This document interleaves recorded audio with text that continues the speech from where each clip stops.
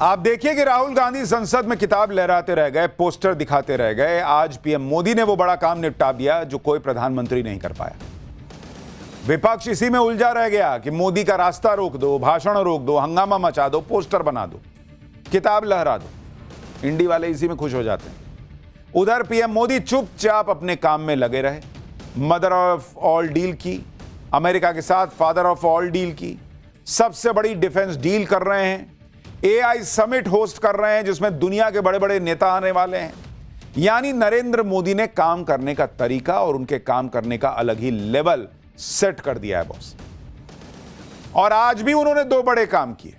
दिन में नए प्रधानमंत्री दफ्तर सेवा तीर्थ की नाम पट्टिका का अनावरण किया और शाम को सेवा तीर्थ के साथ कर्तव्य भवनों का भी उद्घाटन किया।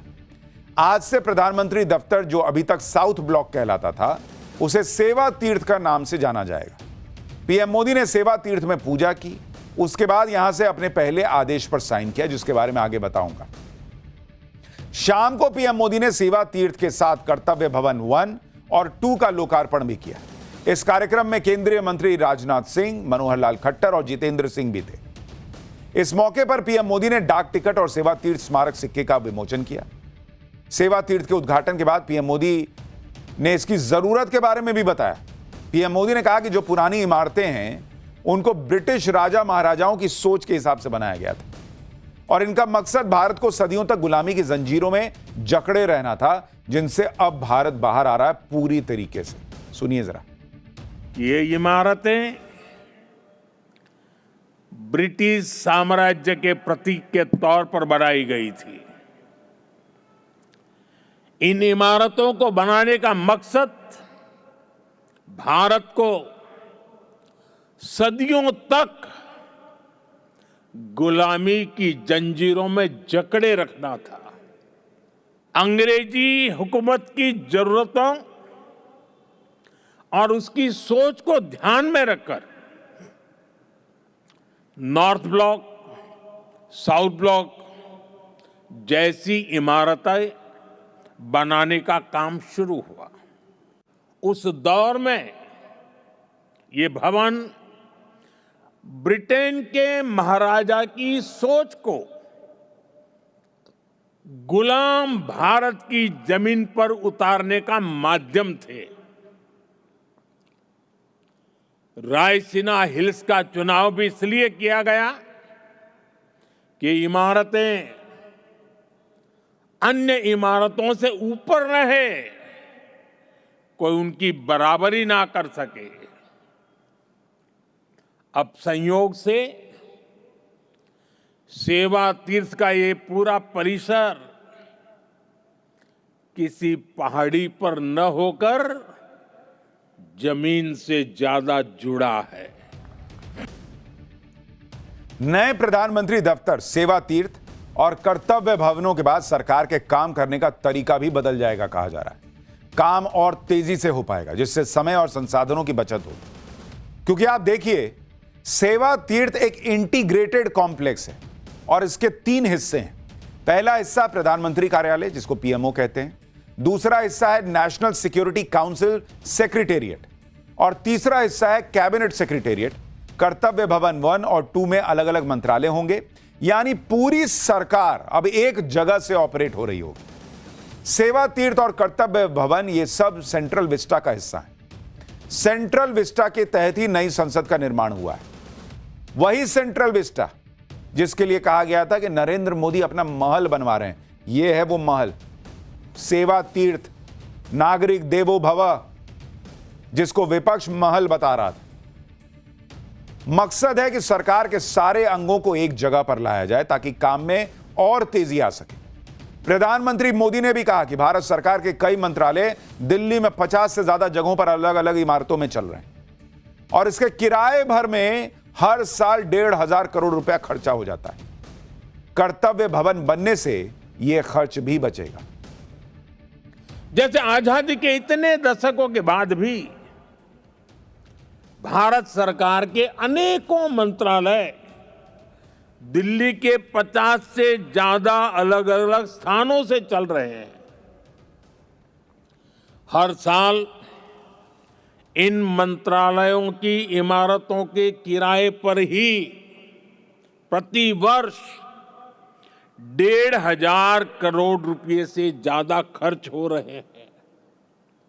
हर रोज 8 से 10,000 कर्मचारियों को एक इमारत से दूसरी इमारत में जाने का लॉजिस्टिक खर्च अलग होता था। अब सेवा तीर्थ और कर्तव्य भवनों के निर्माण से ये खर्च कम होगा, समय बचेगा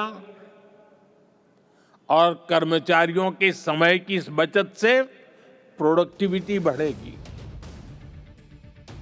सेवा तीर्थ और कर्तव्य भवन के उद्घाटन से ब्रिटिश रूल और गुलामी का प्रतीक इमारतों से सरकार अब नहीं चलेगी। नई दिल्ली के जिस लुटियन जोन से केंद्र सरकार ऑपरेट करती है, उसे ब्रिटिश शासन के दौर में उनकी सुविधा और सोच के हिसाब से बनाया गया था। अंग्रेजों ने अपने हिसाब से इन इमारतों को नाम दिए थे, जो गुलामी के प्रतीक की तरह सालों से भारत के साथ चिपके हुए थे। पीएम मोदी ने 2014 के बाद से इसमें बदलाव करना शुरू किया। पीएम मोदी भारत को भारतीयता से भरपूर नई पहचान दे रहे हैं। और आप देखिए, प्रधानमंत्री दफ्तर का नाम सेवा तीर्थ कर दिया, केंद्रीय सचिवालय का नाम कर्तव्य भवन कर दिया, राजपथ को बदल के कर्तव्य पथ कर दिया, रेस कोर्स रोड अब लोक कल्याण मार्ग है, राज्यपालों के आवास राजभवन अब लोक भवन कहला रहे हैं। प्रधानमंत्री मोदी ने कहा कि साउथ ब्लॉक और नॉर्थ ब्लॉक जैसी इमारतें ब्रिटिश सोच को लागू करने के लिए बनी थी, लेकिन सेवा तीर्थ और कर्तव्य भवन देशवासियों की उम्मीदों को पूरा करने का आधार बनेंगे। क्योंकि जब आप काम ही किसी को एड्रेस ही बताएंगे, कहां ना सेवा तीर्थ, आपके मुंह से भी जब सेवा तीर्थ निकलेगा तो ध्यान में आएगा कि अरे यार सेवा करनी है। कर्तव्य भवन आना है तो कर्तव्य मेरा क्या है ये याद आएगा आपको, और इसलिए इन नामों के बड़े मायने हैं। सुनिए पीएम ने क्या कहा है। साउथ ब्लॉक और नॉर्थ ब्लॉक जैसी इमारतें जहां ब्रिटिश हुकूमत की सोच को लागू करने के लिए बनी थी, वहीं आज मैं गर्व के साथ कह सकता हूं कि सेवा तीर्थ और कर्तव्य भवन जैसे नए परिसर भारत की जनता की आकांक्षाओं को पूरा करने के लिए बने हैं। यहां से जो फैसले होंगे वो किसी महाराजा की सोच को नहीं, 140 करोड़ देशवासियों की अपेक्षाओं को आगे बढ़ाने का आधार बनेंगे। प्रधानमंत्री मोदी का नया दफ्तर सिर्फ एक इमारत नहीं है, बल्कि आत्मनिर्भर होते नए भारत का प्रतीक है। सेवा तीर्थ की खासियत की बात करें तो सेवा तीर्थ परिसर करीब 2,26,000 वर्ग फुट में फैला है। इसे बनाने में करीब 1,189 करोड़ रुपए की लागत आई है। सेवा तीर्थ परिसर पूरी तरह हाईटेक बनाया गया है। हाई स्पीड इंटरनेट है, डिजिटल आर्काइव है, आधुनिक कॉन्फ्रेंस रूम है, सुरक्षा के लिए स्मार्ट एक्सेस कंट्रोल सिस्टम है, मॉनिटरिंग नेटवर्क और एडवांस एनर्जी इंफ्रास्ट्रक्चर लगा हुआ है। यानी अब मोदी सरकार नई पहचान के साथ नए पते से चलेगी। लेकिन सेवा तीर्थ और कर्तव्य भवन बनने के बाद अब नॉर्थ और साउथ ब्लॉक का क्या होगा? इसका जवाब भी पीएम मोदी ने दिया। पीएम मोदी ने कहा कि पुरानी इमारतें भारतीय इतिहास का अमर हिस्सा रहेंगी। इन इमारतों से भारत के विकास और बदलाव से जुड़े कई बड़े फैसले लिए गए। इन इमारतों को अब म्यूजियम में बदला जाएगा। पुराने भवन में बिताए गए वर्षों की स्मृतियां हमारे साथ रहेगी। अलग अलग समय की चुनौतियों से जूझते हुए वहां से कई महत्वपूर्ण फैसले किए गए हैं। वहां से देश को नई दिशा मिली, सुधार की अनेक पहलें हुई। वो परिसर, वो इमारत भारत के इतिहास का अमर हिस्सा है। इसलिए हमने उस भवन को देश के लिए समर्पित म्यूजियम बनाने का फैसला किया है। नए प्रधानमंत्री ऑफिस यानी सेवा तीर्थ से पीएम मोदी ने जो सबसे पहला फैसला किया, उसकी भी बड़ी चर्चा हो रही है। पीएम मोदी ने सेवा तीर्थ से महिलाओं, युवाओं और संवेदनशील नागरिकों से जुड़े फैसलों पर साइन किया। प्रधानमंत्री ने पीएम राहत स्कीम की लॉन्चिंग को मंजूरी दी।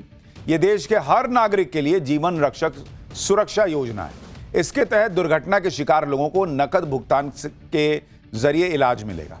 इस इलाज की सीमा 1.5 लाख रुपए होगी। एक्सीडेंट होने पर इलाज नहीं होने से किसी की जान नहीं जाएगी।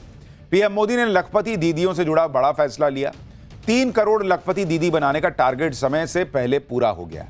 अब मार्च 2029 तक 6 करोड़ लखपति दीदी बनाने का लक्ष्य रख दिया गया है। For more of such videos, do like, share and subscribe to ET Now Swadesh.